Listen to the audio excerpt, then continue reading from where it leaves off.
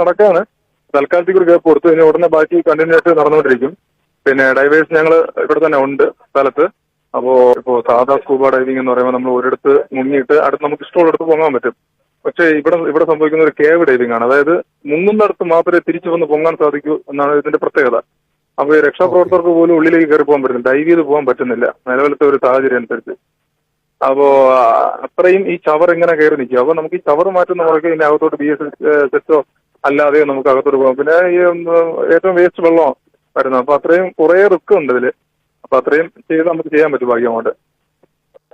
അതെ, ഇതുപോലെ ഡൈവ് വേറെ ചെയ്തിട്ടുണ്ട്. പക്ഷെ അത് ഇതുപോലെ ഡൈവ് വേറെ ചെയ്തിട്ടുണ്ട്. അത് ഈ ഒരു പുല്ല് വെട്ടാൻ പോയ വെള്ളയാണിയിൽ ഒരു പുള്ളി ഇതുപോലെയായിരുന്നു. പുല്ല് വെട്ടിയെടുക്കുന്നതിനിടയ്ക്ക് കുടുങ്ങിപ്പോയതാണ്. പക്ഷെ അത് നല്ല വെള്ളമായിരുന്നു. അപ്പോ ഇത് ഇങ്ങനത്തെ ഒരു വേസ്റ്റ് വെള്ളവും ഇത്രയും കവറുള്ള ഒരു കോൾ ആദ്യമായിട്ടാണ്.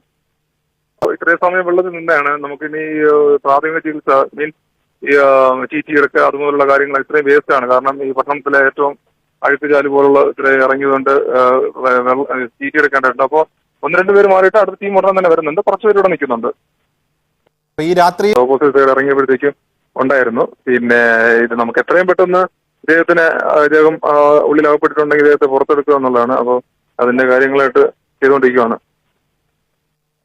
ആള് പോയിട്ടുണ്ടാവണം എന്നുള്ള കാര്യം കൺഫേം. അല്ലെങ്കിൽ ഇതിന് മുന്നേ എന്തെങ്കിലും ഒരു ശബ്ദമോ അങ്ങനെ വേണ്ട. കാരണം ആള് മുങ്ങിപ്പോയെന്നാണ് പറഞ്ഞത്. എക്സാക്ട് പറഞ്ഞേക്കുന്ന ആള് ഞങ്ങൾ വന്നപ്പോഴത്തേക്കും മുങ്ങിപ്പോയെന്നാണ് ഞങ്ങളോടൊപ്പം പറഞ്ഞത്. ഇതിന്റെ ഒരാൾ പുള്ളി ഇപ്പോൾ കാണുന്നില്ല, അങ്ങനെ പറഞ്ഞത്.